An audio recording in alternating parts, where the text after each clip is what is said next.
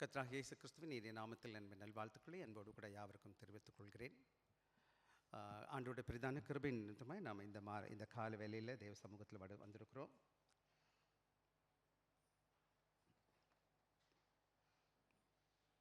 மன்னிக்கணும், ஒரு நான் என் ஸ்லைடு எடுத்துக்கிறேன்.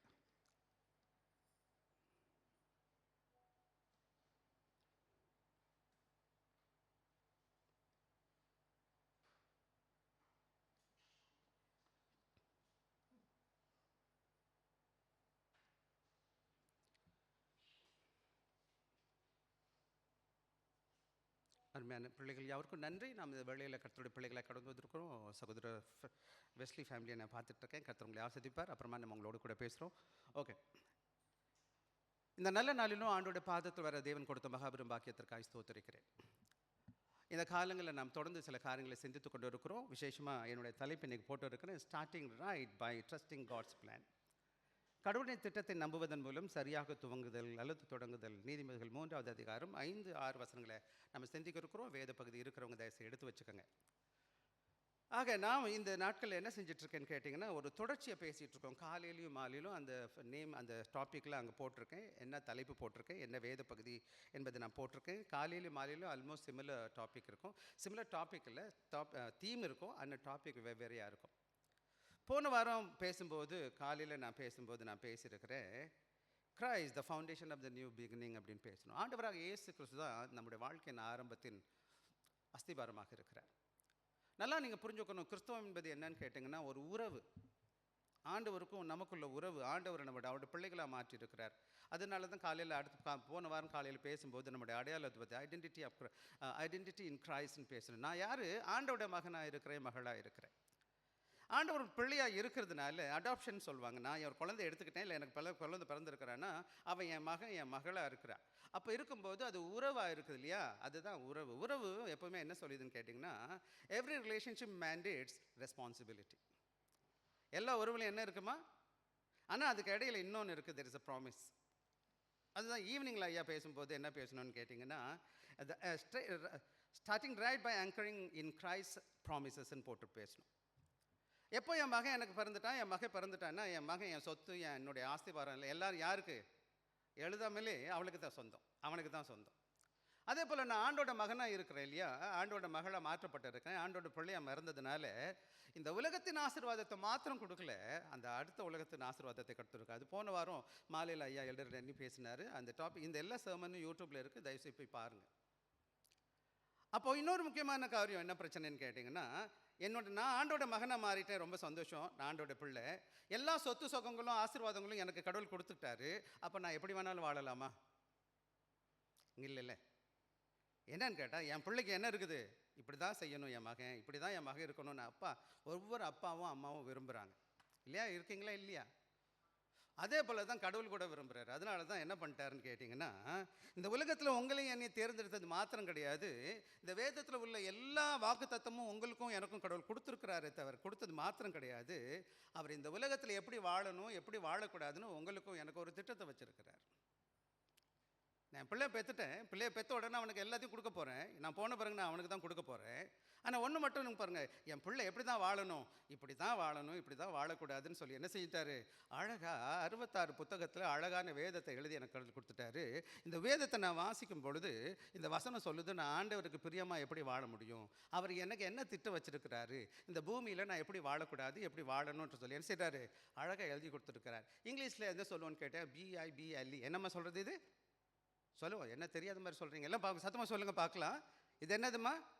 பைபிளில் என்ன அர்த்தம்? ஆங்கிலத்தில் இப்படி சொல்லுவாங்க, பேசிக் இன்ஸ்ட்ரக்ஷன் பிஃபோர் லீவிங் எர்த். பேசிக் இன்ஸ்ட்ரக்ஷன் பிஃபோர் லீவிங் எர்த். என்னம்மா இது? சத்தமாக சொல்லுவோம், என்ன வெக்கமா? சிறு குழந்தையாக இருக்கும்போது எனக்கு சின்ன பிள்ளைகளை பாட்டு கற்றுக் கொடுத்தாங்க. BIBLE, is that the book for me, I stand alone on the word of God, that BIBLE. வேத புத்தகம், இதுவே என் புத்தகம், நான் நிற்கும் வேத வாக்குத்தானே வேத புத்தகம். ஆக நான் இன்னைக்கு காலை வேலையில் சொல்ல போகிற காரியம் என்னன்னு கேட்டிங்கன்னா, வெளியேற பெற்ற சொத்து. இன்னும் சொல்லப்போனால் என் வாழ்க்கையில் என் பிள்ளைகளும் என் பேரில் பிள்ளைகளுக்கும் நான் கொடுக்க போகிற பெரிய சொத்து என்னென்னா, தங்கம் வெள்ளி எல்லாம் கரைஞ்சி போயிடும், நான் போன பிறகு அவன் தின்னு முடிச்சிடுவான். ஆனால் இந்த சொத்து என்ன செய்யும்? மாறுமா மாறாதையா? செஞ்சுரிஸ்க்கு அப்புறம் இந்த எழுதின புத்தகம் 3500 வருஷம் முன்னாடி எழுதப்பட்டிருக்கு. கடைசி புத்தகம் குறைஞ்சது 2000 வருஷத்துக்கு முன்னாடி எழுதப்பட்டிருக்கு. இன்றைக்கி 3500 வருடங்களுக்கு பின்னாடி இன்றைக்கி இந்த வசனம் நிற்கிது. மில்லியன் கணக்கான மக்களுக்கு இது ஆசீர்வாதமாக இருந்திருக்கு. ஐயா, உங்கள் பிள்ளைகளுக்கு கொடுக்க வேண்டிய பெரிய சொத்து ஒன்று இருக்குன்னு சொன்னீங்கன்னா தயவுசெய்து இந்த வேதத்தை கொடுங்க. ஆக இன்றைக்கி அதை ஒட்டி தான் ஒரு சில காரியங்கள் வேகமாக நான் பேச போகிறேன். அதனால தான் என்ன சொன்னேன்னு கேட்டீங்கன்னா, காட் சென்டர்ட் பிகினிங். ஆக இந்த உலக வாழ்க்கையில் நான் எப்படி தொடங்கணும், ஒரு ஆண்டோட மகனா ஆண்டோட மகளா, அதாவது the world in front of the ideal world in front of God's word. இந்த கடவுள் வசனத்துக்கு முன்னாடி அல்ல கடவுளுக்கு முன்னாடி கடவுள் எப்படிப்பட்ட உலகத்தை எதிர்பார்க்குறார் நம்மகிட்ட. இன்றைக்கி நானும் ஆண்டோட மகன், நீங்களும் ஆண்டோட பிள்ளைகளாக இருக்கிறோம். ஆண்டவராக இயேசு இன்றைக்கி வரப்போகிறார், இங்கே உட்கார போகிறார். அப்போ இங்கே நின்று அவர் பேசுகிறாருன்னா நம்மளெல்லாம் பார்க்குறாருன்னு வச்சுக்கோங்களேன். எப்படிப்பட்ட கிறிஸ்தவ ஜனங்களை அவர் எதிர்பார்ப்பார் யோசிச்சு பாருங்களேன். எப்படி இருந்தால் நல்லாயிருக்கும். நீங்கள் ஏசாமியை மீட் பண்ண போகிறீங்க இன்றைக்கி, அப்படி தான் வந்திருக்கோம் நம்ம எல்லோரும். அப்போ ஏசு கிறிஸ்துவனை சந்திப்பதற்கு வரும் பொழுது எப்படிப்பட்ட உள்ளான மனப்பக்குவத்தையும் வெளியரங்கமான உடை அலங்காரத்தையும் ஆண்டவர் எதிர்பார்ப்பார் என்னுடைய வாழ்க்கையில். இன்றைக்கி ஒன்றும் கிடையாது. சிங்கப்பூர் பிரசிடென்ட் தர்மன் சண்முகத்தில் இருக்கிறாரு. ஐயாவோட நான் பார்க்க போகிறேன். காலையில் பார்க்க முன்னாடி எவ்வளோ முன்னாடி நான் ரெடி ஆகி ஓடி போய் எப்படி பார்ப்பேன்னு பாருங்களேன். அந்த சகோதரர் அந்த ஐயாவுக்கு மரியாதை கொடுக்கணும். அவர் இந்த நாட்டின் வசனம் சொல்லுது ராஜாக்களை கனப்படுத்த சொல்லி. ராஜாதி ராஜாவை நான் எப்படி கனப்படுத்த போகிறேன்? ஆக இந்த கால வேலையில் எனக்கு கொஞ்சம் நேரம் இருக்கிறதுனால கொஞ்சம் பேசிகிட்டு இருக்கிறேன். ஆனால் ஒன்று தான் எங்களுக்கு சொல்ல போகிறேன். உங்கள் வாழ்க்கையில் எல்லா காரியங்களுக்கும் மத்தியில் நடுவில் யார் இருக்கணும்? அது எந்த காரியமாக இருக்கட்டும். அது நிறைய போட்டிருக்காங்க. கொஞ்சம் இன்னொரு காரியங்க பாருங்கள். நான் மாத்திரம் கிடையாது, என் குடும்பமும் சேர்ந்து நானும் இருக்கணும். என் வாழ்க்கையில் என்னுடைய எல்லா கூறுகளும் the centre must be begin. சென்டர்னா என்னமா அர்த்தம்னு கேட்டது எனக்கு முதன்மையானது.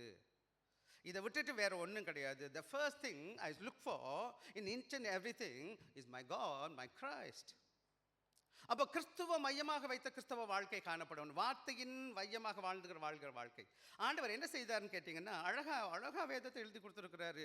உண்மையிலே நான் ஆண்டவர் அறியாத ஒரு பின்னணியில் வந்திருக்கேன். நான் இதுக்கெல்லாம் தெரியாமல் இருந்தால் எவ்வளோ பெரிய லாஸாக இருந்திருக்கும் நான் நினைக்கிறேன். இன்றைக்கி இந்த உலகத்தில் கடவுள் கொடுத்த பெரிய ஆசீர்வாதம் இந்த வேத வசனம். அநேகமாயிரம் பொன் வெள்ளியை பார்க்கிலும் நீர் விளம்பின வேதமே எனக்கு தேனிலும் தேன் கூட்டிலும் ஒழுகும் தெளிதேனிலும் மதுரம் உள்ளது. கடவுள் வசனத்துக்கு இந்த உலகத்தில் எதையும் கம்பேர் பண்ண முடியாது. எனவே இந்த அருமையான கால வேலையில் ஒரு சில காரியங்களை வேகமாக கிட்டுக்கிட்டு நம்ம சொல்லிவிட்டு நான் போகிறேன். நீங்கள் வாங்கி வச்சுக்கோங்க, மனசில் வச்சுக்கோங்க. ஒரே ஒரு காரியம் தான் கடைசியில் போகும்போது நீங்கள் எல்லோரும் ஒரு தீர்மானத்தை எடுத்துகிட்டு போகணும். பல வேலைகளில் என்ன பிரச்சனைன்னு கேட்டிங்கன்னா, இன்றைக்கி சர்மன் எல்லாம் இன்ஃபர்மேஷன் ஓரியன்டாக இருக்குது. மைண்டில் போயிட்டு எனக்கு பைபிள் நாலேஜ் இவ்வளோ பெருசாக இருக்குது, என்ன பிரயோஜனம் இவ்வளோ பெரிய தலை வச்சுக்கிட்டு இருதயத்தை வச்சுக்கிட்டு. இன்றைக்கி என்ன பிரச்சனைன்னு கேட்டால், நாலேஜ் பேஸ் பார்த்தீங்கன்னா பைபிள் அங்கே கோட் பண்ணுவீங்க, இங்கே கோட் பண்ணுவீங்க, எல்லாம் சொல்லுவீங்க. இருதயம் எப்படி இருக்குது? இவண்டு அன்பு இல்லை, இறக்கம் இல்லை, எதுவும் இல்லை. சில பேருக்கு இம்புட்டு இருதயம் இருந்தால் கூட அது கல் மாதிரி இருக்குது. ஒன்றும் கிடையாது. எதுவும் apatheticன்னு சொல்லுவாங்க, அல்லது ஸ்பிரிச்சுவல் apathyன்னு சொல்லுவாங்க. We call ourselves Christians but don't have any heart of Christ. ஒரு காரியம் மட்டும் சொல்லுவேன். ஒன்று, உங்கள் மைண்டில் எவ்வளோ நாலேஜ் இருக்குதோ அது உங்கள் இமோஷனல் பேஸில் வரணும். உங்கள் இருதயத்தை தொடணும். இருதயத்தை மாத்திரம் தொடக்கூடாது, உங்கள் செய்கையில் காமிக்கப்படணும். அதுதான் உண்மையான கிறிஸ்தவம். ஏன் இன்றைக்கி சபை வளரலை? ஏன் சபை கிறிஸ்தவம் பெரிய அளவுக்கு வளரலைன்னு கேட்டிங்கன்னா, நாலேஜ் இல்லைன்னு இல்லை, பைபிள் நாலேஜ் நல்லா இருக்குது. ஆனால் கிடையாது, அது மனசை தொடலை. மனசை மட்டும் தொடலைன்னு இல்லை, எனக்கு சில வேளைகள் உணர்வு ஏற்படுது. பிரசங்கியார் பேசும்போது அது என்னையே சொல்கிற மாதிரியே இருக்குது. ஆமாம், அப்புறம் அவரை போய் திட்டிகிட்டு உட்காந்துருக்குது. அவரை திட்டலை, ஆண்டவர் உங்கள்கிட்ட பேசுகிறாரு. ஆண்டவர்கிட்ட பேசும்போது என்ன செய்யணும்? அதுக்கு நான் கீழ்ப்படிய முயற்சி செய்யணும். என்னால் முடிஞ்சது நான் செய்யறதுக்கு செய்வேன்னு சொன்னால் ஆண்டவர் உங்களை ஆசீர்வதிப்பார், உங்களை சாட்சியாக பயன்படுத்துவார், ஒரு உப்பை போல, ஒரு வெளிச்சத்தை போல. எனவே நான் உங்கள்கிட்ட சொல்ல போகிற காரியம், ஒரு சில காரியங்கள் வேகமாக சொல்ல போகிறேன், எடுத்துக்கங்க பாருங்கள். அதனால தான் இன்றைக்கி என்னோட தலைப்பு இருக்குன்னா, starting right by trusting in God's plan. இந்த வருடத்தை நான் போன வாரம் சொல்லும்போது சொன்னேன், ஆண்டோட மகனாக இருக்கிறேன், ஆண்டவராக இயேசு கிறிஸ்து என்னோட அடையாளமாக இருக்கிறார். எனவே இந்த உலகத்தின் காரியங்களை சிந்திக்க மாட்டேன், அந்த உலகத்தை குறித்து நான் சிந்திப்பேன். அதான் அந்த வேத பகுதி. கொலோசியர் 2வது அதிகாரம் 3வது அதிகாரம் 1, 2, 3 வசனம் வாசித்தோம். ஆக இன்றைக்கி உங்களோடு கூட பேச போகிற வேத பகுதி என்னன்னு கேட்டிங்கன்னா, இந்த வேத பகுதி. ஆக இந்த வேத பகுதியில் என்ன இருக்குன்னு கேட்டிங்கன்னா, இந்த வேத வசனத்தை நம்ம எல்லாரும் 2 காரியம் செய்ய போகிறோம். வாசிக்க போகிறோம், 2வது மனப்பாடம் பண்ண போகிறோம். வாசிப்போமா? எல்லோரும் தமிழில் வாசிப்போம். உன் சுய புத்தியின் மேல் சாயாமல் உன் முழு இருதயத்தோடும் கர்த்தரில் நம்பிக்கையாக இருந்து உன் வழிகளிலெல்லாம் அவரை நினைத்துக்கொள், அப்பொழுது அவர் உன் பாதைகளை செவைப்படுத்துவார். ஆங்கிலத்திலையும் வாசித்து அப்புறம் மனப்பாடம் பண்ணுவோம். Trust in the Lord with all thine heart and lean not unto thine own understanding. In all thy ways acknowledge him and he shall direct thy paths. Okay, தமிழில் தெரிஞ்சவங்க தமிழில் பேச போகிறோம். மனப்பாடம் பண்ணுவோமா? ஒரு 2 நிமிஷம், ஒரு நிமிஷம் எடுத்துக்கோமா. உன் சுய புத்தியின் மேல் சாயாமல், அடுத்து வழிகளை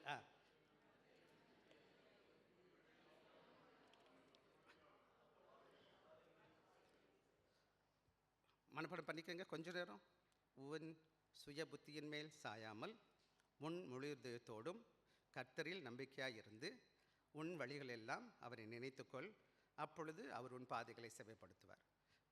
இன்றைக்கி விட்டுருவோம். ஆக்சுவலி நான் ஒரு கிஃப்ட் கொடுக்கணும்னு நினச்சேன். யாராவது சொல்கிறவங்க இருந்தீங்கன்னா, இது சிறு வயதுலேயே நிறைய பேர் சண்டே ஸ்கூலில் படிச்சிருப்போம். நிறைய பேர் படிச்சிருப்பீங்களான்னு எனக்கு தெரியல. நாங்களாம் சின்ன வயசில் படிச்சிருக்கோம். உன் சுய புத்தியின் மேல் உன் முழு இருதயத்தோடும் கர்த்தரில் நம்பிக்கையாக இருந்து உன் வழிகள் எல்லாம் அவரை நினைத்துக்கொள், அப்பொழுது அவன் உன் பாதைகளை செவைப்படுத்துவார். ரொம்ப சிம்பிள் தானே? ரைட், மனப்பாடம் பண்ணுங்கள். சிறு பிள்ளைகள்லாம் கவனமாக கவனிங்க. சண்டே ஸ்கூல் டீச்சர்ஸ் பிள்ளைகளுக்கு கற்றுக் கொடுங்க. வருகிற காலங்களில் இதை குறித்து நம்ம சிந்திக்க போகிறோம். ஆக இன்றைக்கி நான் என்னுடைய அக்ரோனியம் என்ன பாருங்கள், இந்த வேத பகுதியை நான் இப்படி பிரித்து பார்த்தேன். இந்த வசனத்தை பாருங்கள். உன் சுய புத்தியின் மேல் என்னது? சாயாமல். பாருங்கள், அங்கே பாருங்கள். இதை 2 இது வந்து கியாஸ்டிக் ஸ்ட்ரக்சர்னு சொல்லுவாங்க. அதில் ஒரு விதமான நம்ம படிக்கும்போது உன் சுய புத்தி மேலே போடக்கூடாது, முழு இருதயத்தோடு என்ன செய்யணும்? யாருக்கு மேலே சாயக்கூடாது? இது ஆப்போசிட்டாக இருக்குது, ஆன்டிதெட்டிக்கல்னு சொல்லுவாங்க. நீ ஒன்னே சாயக்கூடாது, ஆனால் உன் முழு இருதயத்தோடு யார் மேலே சார்ந்திருக்கணும்? கர்த்தர் மேலே. அப்போ என்ன நடக்கும்? உன் வழிகள் எல்லாம் அவரை நினைக்கும் போது அவர் உன் பாதைகளை என்ன பண்ணுவார்? செவைப்படுத்துவார். சரி, இன்றைக்கி நான் வேகமாக ஒரு சில காரியங்களை சொல்ல போகிறேன். என்னென்ன பண்ணுவோம்? முதல்ல டோட்டல் சரண்டர். ரெண்டாவது என்ன பண்ண போகிறோம்? Rely on God's wisdom. மூணாவது என்ன பாரு? Unwavering acknowledgement. நாலாவது என்ன பண்ண? Straight path promise. அப்புறம் ட்ரஸ்டிங் த்ரூ ட்ரையல்ஸ். இதை முக்கியமாக சிம்பிளாக சொல்லும்போது ட்ரஸ்ட்ன்ற வார்த்தை, TRUST, ட்ரஸ்ட். இது அக்ரோனிம். என்ன? இந்த 5 பாயிண்ட்டை நம்ம சுருக்கமாக வேகமாக பேசிடுவோம். இப்போ பச்சுக்கோங்க, நீங்கள் எங்கே நிற்கிறீங்கன்னு கேட்டால் உங்கள் வாழ்க்கையில் ஒரு கிராஸ் ரோடில் நின்றுட்டுருக்கீங்க. அதாவது பல வேலைகளில் நம்முடைய வாழ்க்கையில் நம்ம போயிட்டே இருக்கிறோம். விசேஷமாக இந்த காலங்களில் வாகன ஓட்டிகள்லாம் சில நேரங்களில் ஜிபிஎஸ்னு ஒன்று கண்டுபிடிச்சி வச்சுட்டாங்க. இல்லைன்னா பப்பரப்பான்னு போய் அங்கே நின்றுட்டுருப்போம். எந்த ரூட்டில் வலது பக்கம் திரும்பணுமா, எங்கே போகணும்னு தெரியாது. பல வேலைகளில் நம்ம வாழ்க்கையில் இப்படிப்பட்ட சூழ்நிலைகள் நம்ம தள்ளப்படுகிறவர்களாய் காணப்படுகிறோம். 2 பக்கம் சில வேலைகள் நல்ல வேலை 2 ரோடு இருந்துச்சுன்னா பரவாயில்ல, இந்த ரோடான்னு ஒத்தையாரட்டையை போட்டு இல்லை பக்கத்தில் வர்றவனை கேட்டு நான் போயிடுவேன். சில ஒன்றுக்கு மேற்பட்ட வழிகள் இருக்குமானா எப்படி சரியாக போகிறது? எது சரியான தீர்மானம்? ஆக இன்றைக்கி பல வேலைகளில் நம்ம தவறான வழியில் போவதற்கு இந்த உலக காரியங்கள் பல வேலைகளில் சூழ்நிலை அப்படி தான் இருக்குது. எதுனா அந்த உலகம் சொல்கிறது ஒரு மாதிரி இருக்குது, வேதம் சொல்கிறது இன்னொரு மாதிரி இருக்குது. எது சரி, எது தவறு, எது செய்யலாம், எது செய்யக்கூடாது, எனக்கு பல வேலைகளில் நான் கன்ஃபியூஸ் ஸ்டேட்டில் இருக்கிறேன். விசேஷமாக வாலிப பிள்ளைங்க இருக்கிறாங்க. அவங்க வாழ்க்கையில் பல சேலஞ்சஸ் இருக்குது, சவால்கள் இருக்குது. தேர்ந்தெடுக்கிறதுல எங்கே படிக்கணும், என்ன படிக்கணும், எவனை கல்யாணம் பண்ணணும், எப்படிப்பட்டவனை கல்யாணம் பண்ணணும், எங்கே என்னென்னமோ பிரச்சனைகள் உட்காந்துருக்காங்க. பெரியவங்களுக்குமே இந்த பிரச்சனை இருக்குது. நம்ம கேட்டால் இந்த வயசு ஆன பிறகு கூட இன்றைக்கும் சில தீர்மானங்கள் நம்மளால் தீர்மானம் சரி உறுதியாக எடுக்க முடியல. யோசிக்க வேண்டியிருக்கு, ஜபிக்க வேண்டியிருக்கு, காத்திருக்க வேண்டியிருக்குது. ஆக இந்த மாதிரி சூழ்நிலைகளில் தான் இன்றைக்கி இந்த வேத பகுதி எனக்கு என்ன கற்றுக் கொடுக்குதுன்னு கேட்டிங்கன்னா, offers a wisdom to navigate life's uncertainties and challenges. ஆக என்னுடைய வாழ்க்கையில் இப்படிப்பட்ட சூழ்நிலை நான் தள்ளப்பட்டு இருக்கிறேன். எங்கே போகிறதுன்னு எனக்கு தெரியல. வலது பக்கம் போகணுமா, இடது பக்கம் போகணுமா, இது சரியா, இவனை நம்பணுமா, எவனை நம்பணும்னு எனக்கு தெரியல. எல்லா பேரும் ஏமாத்துக்காரனாக இருக்கிறான். எங்கே போய் நிற்கிறதுன்னு எனக்கு தெரியல. என்ன பண்ணுறது இப்படிப்பட்ட காலங்களில்? எனவே this emphasis complete reliance on God. இப்படிப்பட்ட காலங்களில் முழுமையாக யார் மேலே நம்பணும்னு கேட்டிங்கன்னா, ஆண்டவர் மேலே முழுமையான நம்பிக்கை வச்சு, ரிஜெக்டிங் செல்ஃப் ரிலையன்ஸ், என் சொந்த புத்தியோ என்னை சொந்தக்காரனையோ நம்பாமல், and finding direction submission to him. என்னோட வழிகாட்டுறது யார் தான் காமிக்க முடியும்? ஆண்டவர்கிட்ட சரண்டர் ஆயிடணும். ஆண்டவரே, என்னால் ஒன்றுமே முடியாது, எனக்கு தெரியவே தெரியாது, நான் முட்டாளு, எனக்கு ஒன்றும் புரியாது, கொஞ்சம் நீங்கள் நடத்துங்க. இப்போ பாருங்களேன், நான் US போகணும் பேச்சுக்கங்க. ஏன்னா எப்போவுமே யூஎஸ் போனதில்லை, இப்பயும் போனதில்லை வச்சுக்கோங்களேன். நான் இப்போ போகணுன்னா என்ன பண்ணணும் நான்? ஏங்க முன்னாடி எவன் போனானோ அவன்கிட்ட போய் நான் கேட்கணப்பா, நியூயார்க் போகணும் நான் என்ன பண்ணணும்னு கேட்டிங்கன்னா, இன்றைக்கி நல்ல வேலை வெப்சைட்டில் நிறையா போட்டிருந்தா கூட அங்கே போயிட்டு வந்தவர்கிட்ட வழி கேட்கணும் இல்லையா? இந்த உலகத்தில் எல்லாத்தையும் தெரிஞ்ச ஒருத்தர் யாரப்பா இருக்கா? சத்தமாக சொல்லுவோம். அப்புறம் அவர்கிட்ட போய் விட்டுட்டேன், எவன்கிட்ட போய் கேட்டுட்டு உட்காந்துருக்குறேன். நியூயார்க்கு போகாத வந்துட்டுக்கு இப்போ சென்னைக்கு நான் போய் வழி கேட்டால் என்ன சொல்லுவான் அவன்? என்னை சுற்ற விட்டுருவாயா? சில வேலைக்கு சுற்றிக்கிட்டே இருப்போம் பார்த்தீங்களா, ரவுண்ட் அடிச்சுக்கிட்டே இருப்போம். எங்கன்னு கேட்டால் நமக்கு போகிற வழி தெரியாது, எங்கே போகணுன்னு தெரியாது. இந்த உலகத்தை முக்காலத்தையும் அறிஞ்ச ஒரு ஆண்டவர் இருக்கிறாரு. முதலும் தெரியும், முடிவும் தெரியும், நேற்றும் தெரியும், இன்றைக்கும் தெரியும், நாளைக்கு தெரியும். உங்கள் வாழ்க்கை தலைகளே அவருக்கு வண்டவாளம் தண்டவா எல்லாத்தையும் தெரியும். அவர்கிட்ட போய் நிற்கிறத விட்டுவிட்டு யார்கிட்ட போய் நின்றுட்டு உட்காந்துருக்குறோம்? ஏன் அப்படி? நான் என்ன செய்கிறேன்? என் சுயத்தில் அல்ல எவனையோ நம்பிட்டு உட்காந்துருக்கிறேன். இங்கே வசனம் எனக்கு கற்றுக் கொடுக்குற பாடம், உங்கள் வாழ்க்கையில் எப்படிப்பட்ட காலங்களில் இருந்தாலும் இந்த ஆண்டவரை மாத்திரம் நம்புங்க. சரி, அப்புறம் நான் இதுக்கு போகிறதுக்கு முன்னாடி கொஞ்சோண்டு ஒரு பின்னணி சொல்லணும் இல்லையா? இது யார் எழுதுனது? இந்த வேத பகுதி எழுதுனது யார்?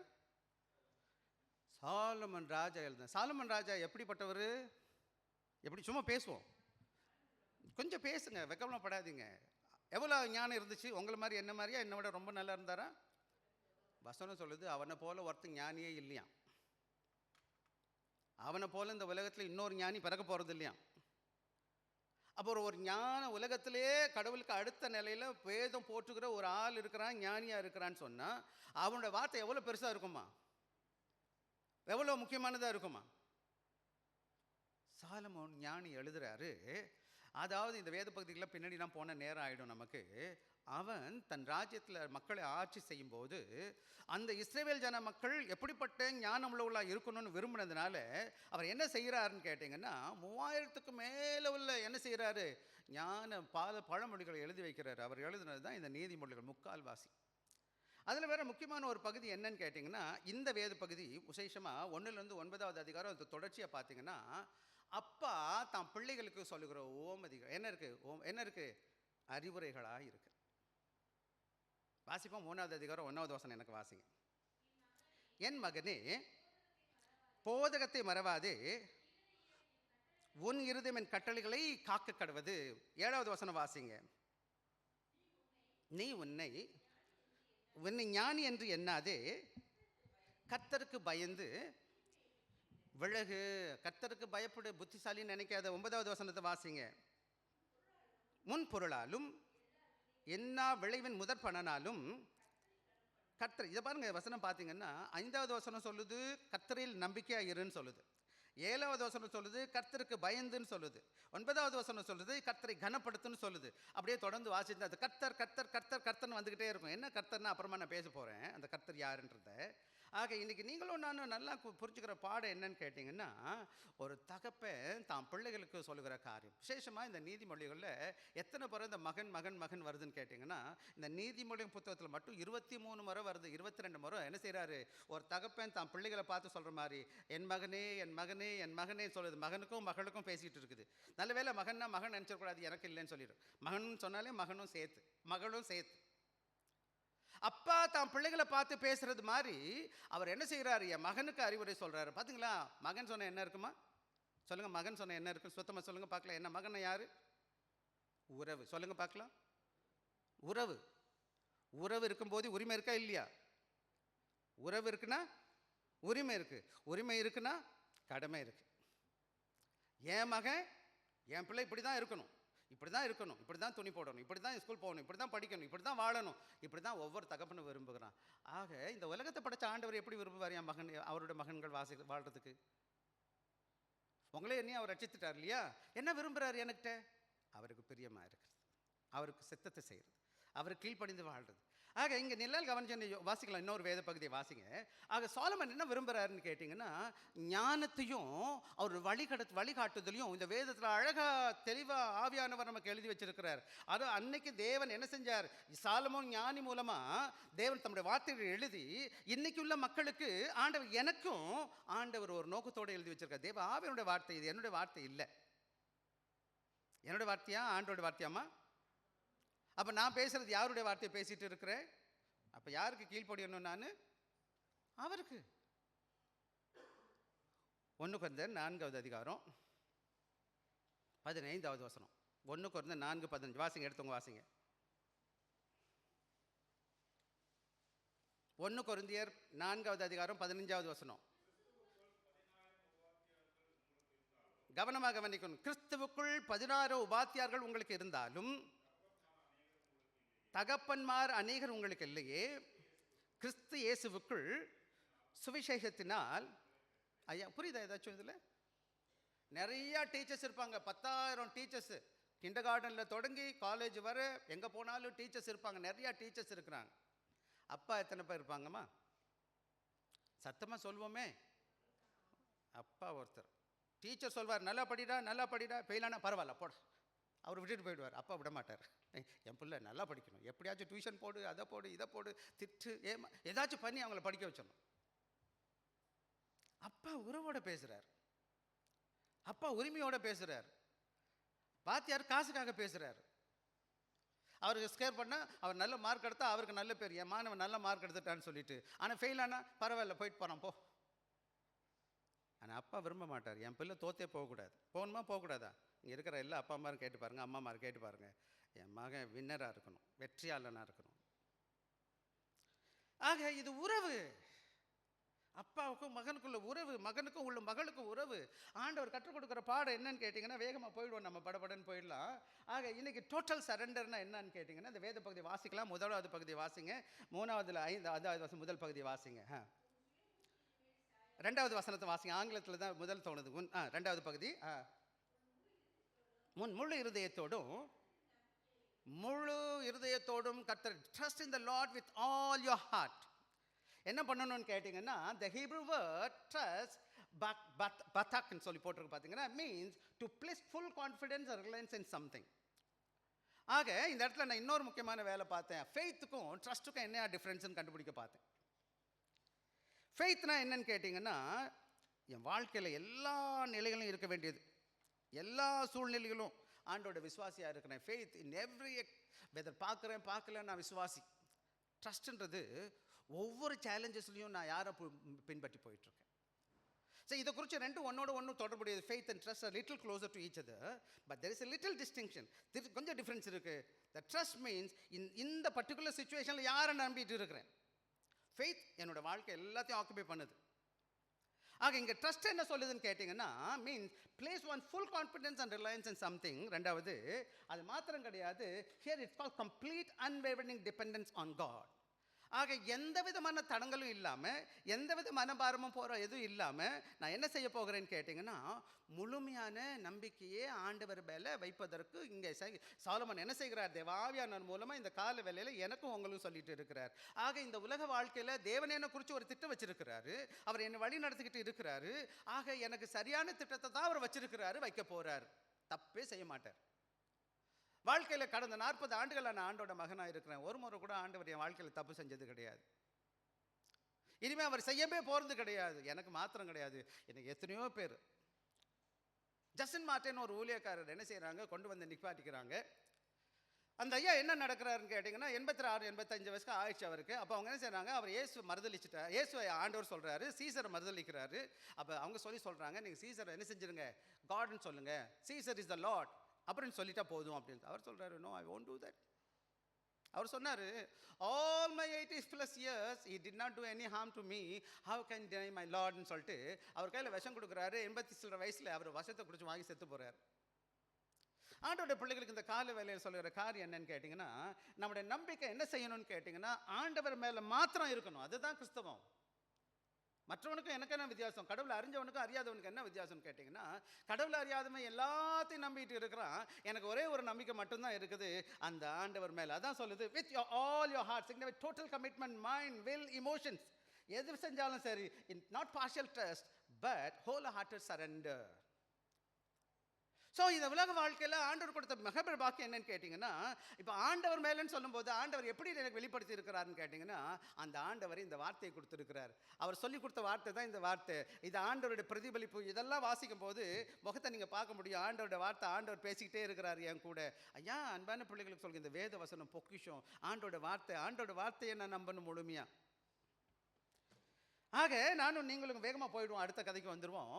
The word trust is 100% commitment to my God only. ஆக இன்னைக்கு நல்லா புரிஞ்சுக்கணும், the focus of the trust. அடுத்த கதைக்கு வந்துடுவோம். ஆக இங்கே என்ன நடக்குது என்னன்னு கேட்டிங்கன்னா, என்ன நடக்குதுங்க, ஆப்ஜெக்ட் ஆஃப் த ட்ரஸ்ட் யார் மேலே வைக்கணும்னு கேட்டிங்கன்னா, யார் மேலே நம்ம நம்பிக்கை வைக்கணும்?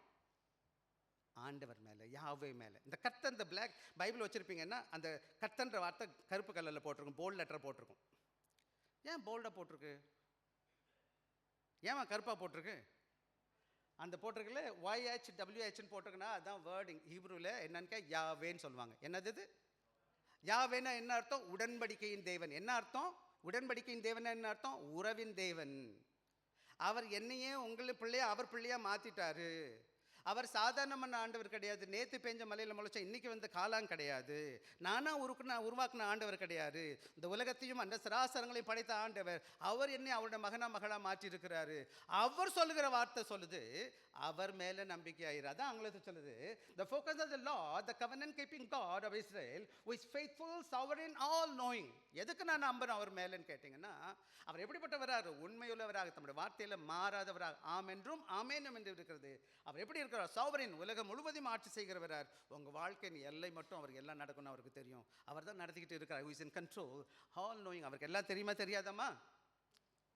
ஆக trusting in the Lord means acknowledging his character, his power, wisdom and love for his people. அவர் தம்முடைய அன்புனால, இன்னொரு ரொம்ப முக்கியமானது, ஒரு அன்புல, இந்த உறவுல ஒரு முக்கியமான பாடம் என்னன்னு கேட்டிங்கன்னா, அவர் கண்டிச்சா கூட அன்பா கண்டிக்கிறார்.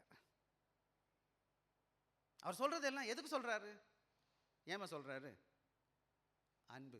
என்னம்மா? ஏசாமி ஏன் வந்து சாகணும் எனக்காக உங்களுக்காக? ஆண்டவர் ஏன் இயேசு அனுப்பணும் சாகிறது மறிக்கிறதுக்கு? ஏன் இந்த சட்டத்திட்டம்லாம் எனக்கு கொடுக்கணும்? ஏன் இதெல்லாம் கொடுக்காம இருந்திருக்கலாமே? அப்போ நான் சும்மா இருந்திருப்பேன்ல, ஏன் இஷ்டத்துக்கு ஆடிக்கிட்டு இருந்திருப்பேன்ல? நானும் நீங்களும் கெட்டு போகக்கூடாது. நானும் நீங்களும் நல்லா இருக்கணும்.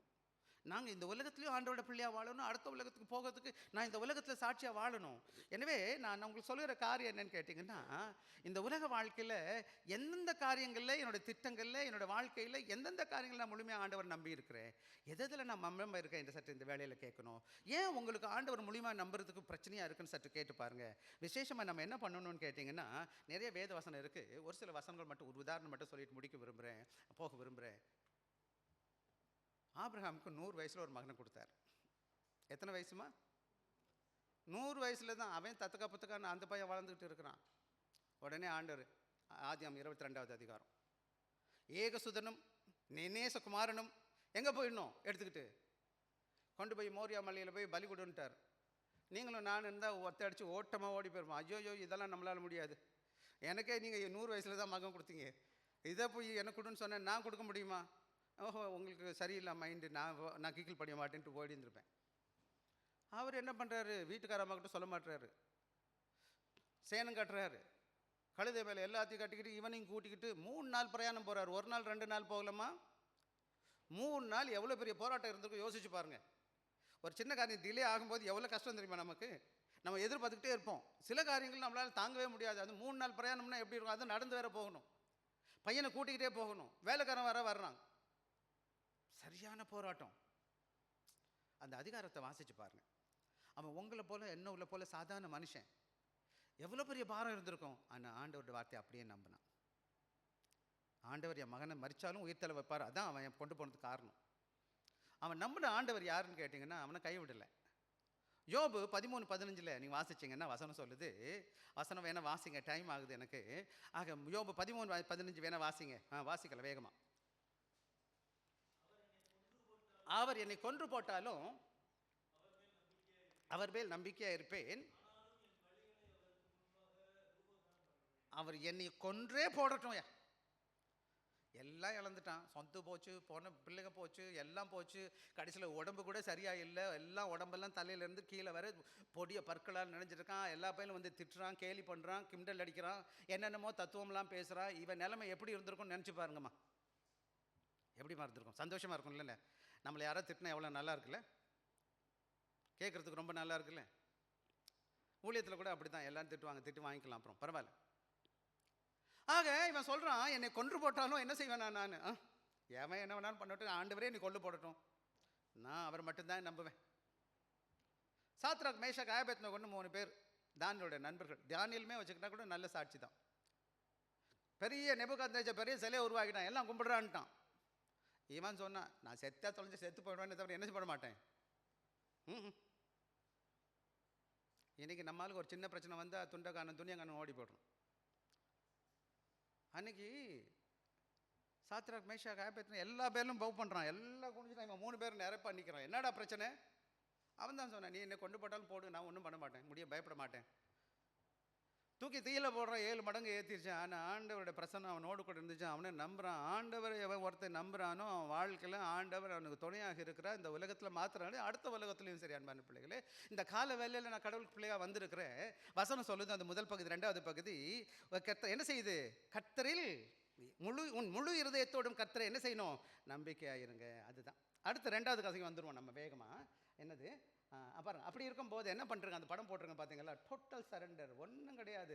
பல வேலைகள் இது என்னுடைய லைஃப்பில் நான் நடந்துருக்குது. நான் எத்தனையோ காரியங்கள் என்னால் செய்ய முடியாது. இன்றைக்கும் நிறைய காரியம் எனக்கு தெரியாது, செய்ய தெரியல. இன்றைக்கி கூட என்னோடய ஜபம், என்ன ஆண்டவரே இப்படி சபை இப்படி இருக்குது ஆண்டவரே, என்ன ஆண்டவரே ஜனங்க காணும், மக்கள் மாற்றத்தில் பெருசாக இல்லையே, என்ன பண்ணட்டும். ஒரு ஊழியக்காரனா என்ன எதிர்பார்க்குறேன் நினைக்கிறேன். உங்கள் தங்கம் வெளியெல்லாம் எனக்கு எப்போ நான் எதிர்பார்த்தது கிடையாது, விருப்பப்பட்டதும் கிடையாது. வேணாம் எனக்கு. நீங்களாம் ஆண்டவர்களில் இருப்பீங்கன்னா ஆண்டவர் ஊழியத்தை நம்மளாம் சேர்ந்து செய்வோம்னா ரொம்ப சந்தோஷமாக இருக்கும். பல வேளைகளில் எனக்கு மன கஷ்டமாக இருக்குது. இவ்வளோ விழுந்து நம்ம பார்க்குறோம், ஊழியம் செய்கிறோம். வந்த நாள்லேருந்து இந்த நாள் வரை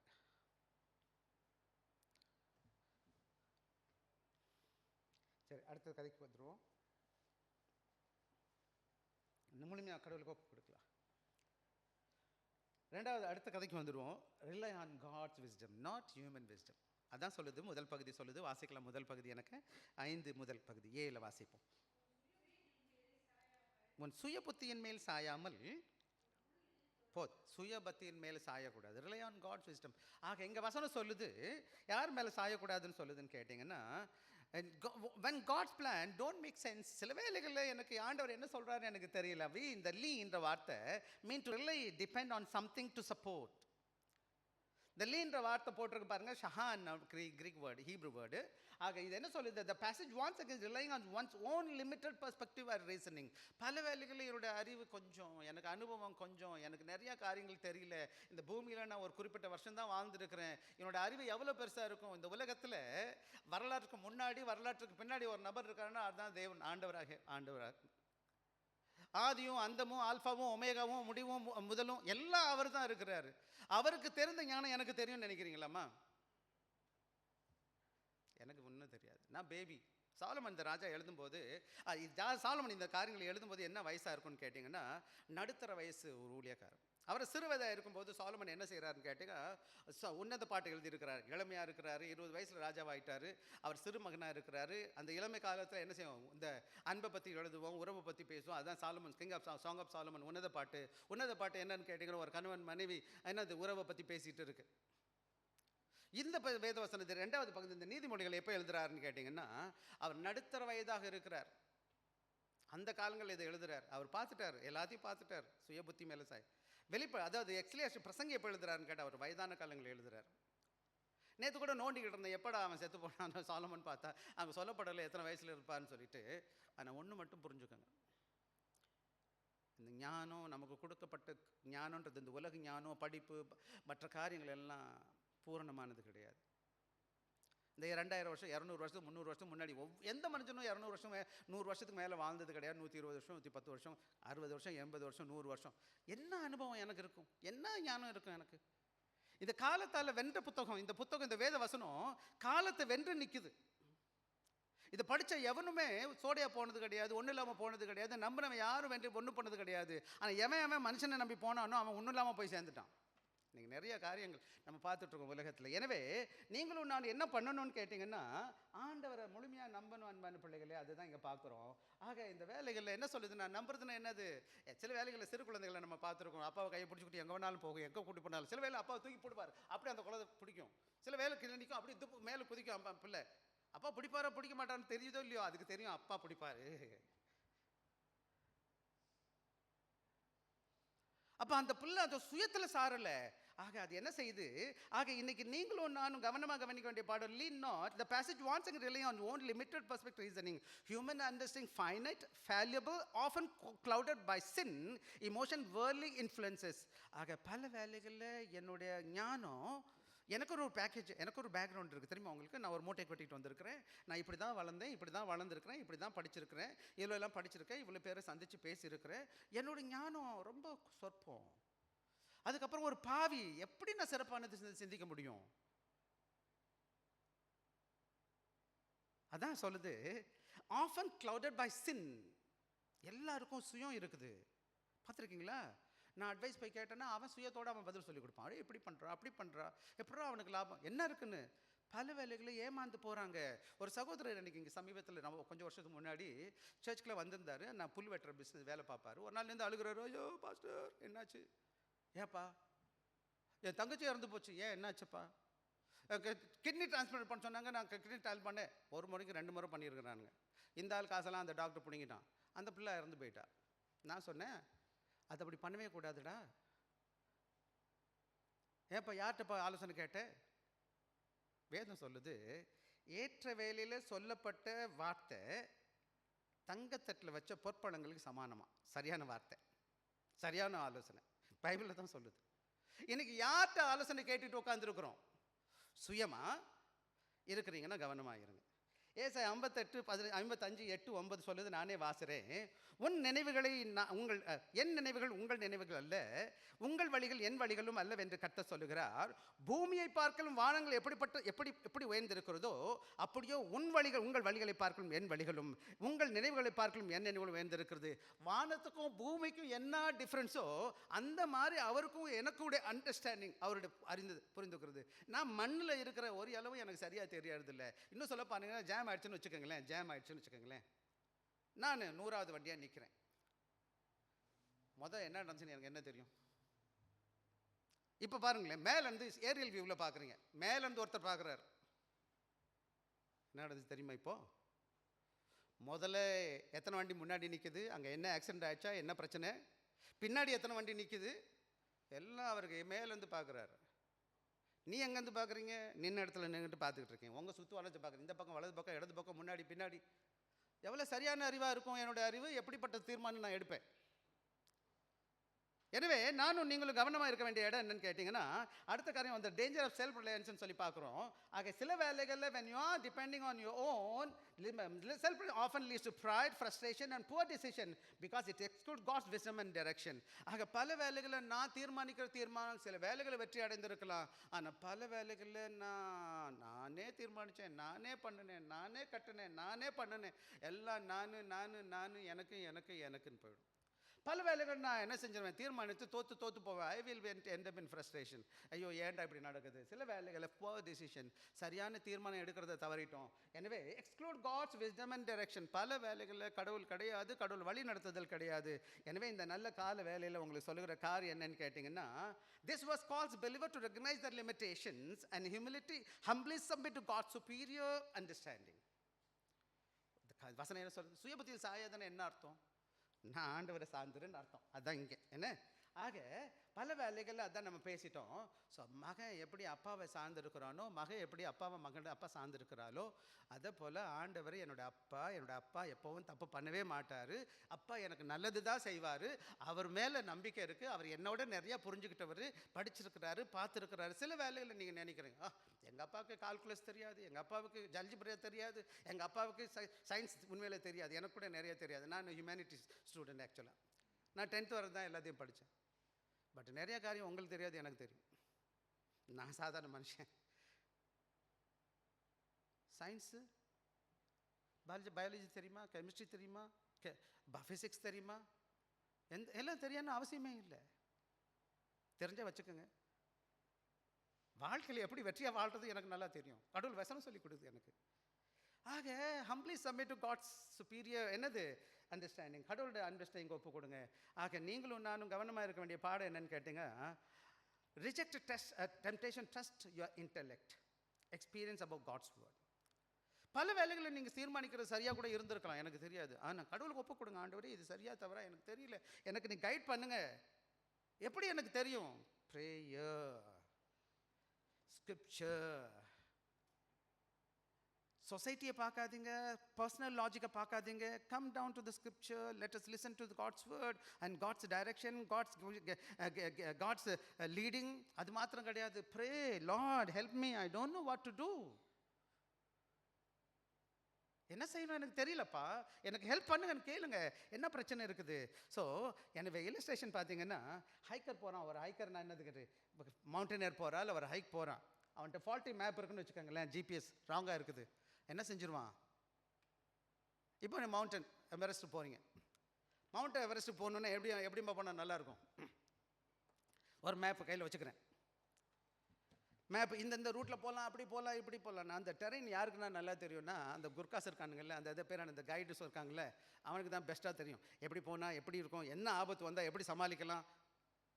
அங்கே முன்னாடியே 10 முறை போயிட்டு வந்தவனுக்கும் வர போகிறவனுக்கும் வித்தியாசம் இருக்குது பார்த்தீங்களா? ஸோ எப்போ நாங்கள் சுயமாக நீங்கள் சார்ந்துட்டீங்களோ பெரிய ஆபத்தில் போய் விழுந்துருவோம். எனவே தான் the reliable guide, just as a guide knows the terrain better, God's understanding surpasses all ours.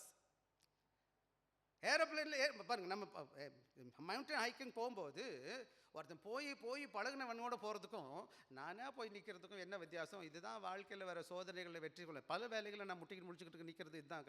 ஏன் நான் இப்படி நடக்கலாம், ஏன் இப்படி எனக்கு ஆச்சரியம் கவலைப்பட்டுட்டு உட்காந்துருக்கிறேன். அது மாத்திரம் கிடையாது. டைம் இல்லை, 3வது பாயிண்ட் போயிடுவோம். அன்வேவரிங் அட்வான்ஸ் 6வது அதிகாரம் முதல் பகுதியை வாசிங்க. உன் வழிகள் எல்லாம் அவரை நினைத்துக்கொள். போதும். என்ன பண்ணணுமா? என்னம்மா பண்ணணும்? In all your ways acknowledge him. Keeping in God, இந்த வசனம் சொல்லும்போது keeping God in driver's seat. யாரை வைக்கணுமா டிரைவர் சீட்டில்? நம்ம போகிறோம் வாகனத்தில், நம்ம டிரைவர் சீட்டில் யார் உட்காந்துருக்கணும்? ஆண்டவர் இருக்கிறார். அப்போ இந்த வண்டி எப்படி போகும்? இந்த வண்டி சரியாக போகுமா? இல்லை நம்ம உட்காந்துட்டோம் எப்படி போவோம்? ஸோ பாருங்கள் என்ன போட்டிருக்கேன்னு பாருங்கள். 3வது வசனம் டோட்டலாக. ஐயோ வேகமாக போயிடுச்சப்பா. ஓகே, இதுதானே? Okay. In all your ways every aspect encompasses என்னது? All aspect, every aspect, work, relationship, decision, spiritual growth, எல்லா கார்னர் ஆஃப் த லைஃப். அதான் சென்டர்னு சொன்னேன் பார்த்தீங்களா? ஒரு சென்டரில் இருக்கும்போது எல்லாத்தையும் அவரை சுற்றி தான் இருக்கும். இந்த பேராமீட்டரில் அந்த அந்த என்னது அந்த அந்த சர்க்கம்ஃபரன்ஸ்ன்னு சொல்லுவாங்க இல்லையா?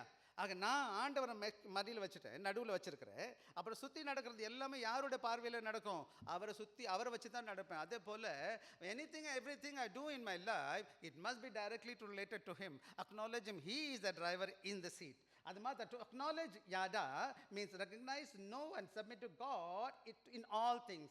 Involves actively seeking his will, align our action with his word.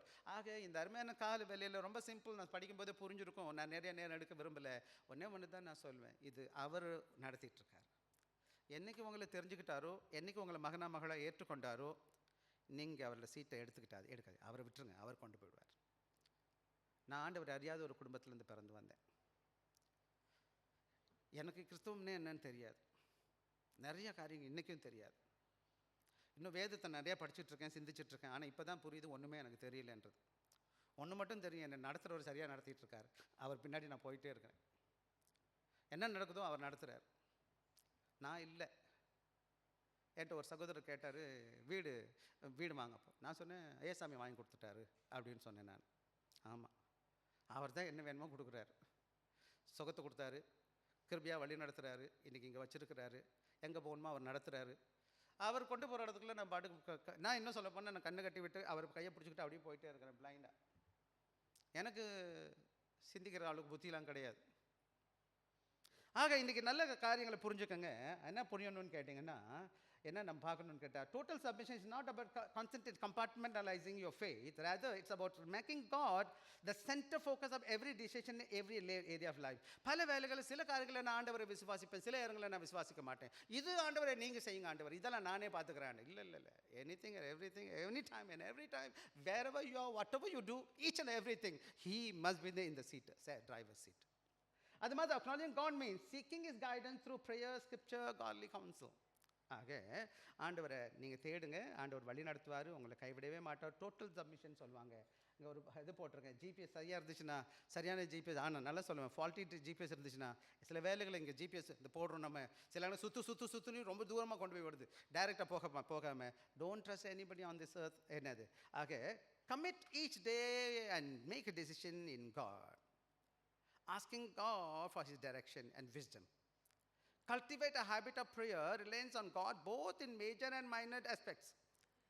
எனவே நானும் நீங்களும் ஆண்டவர் நிச்சயம் வழிகாட்டுவார், நல்லா புரிஞ்சுக்கோங்க. அப்புறம் இன்னொன்று பாருங்கள், அந்த 6வது 2வது பகுதி வாசிங்கம்மா. 6வதுல 2வது பகுதி.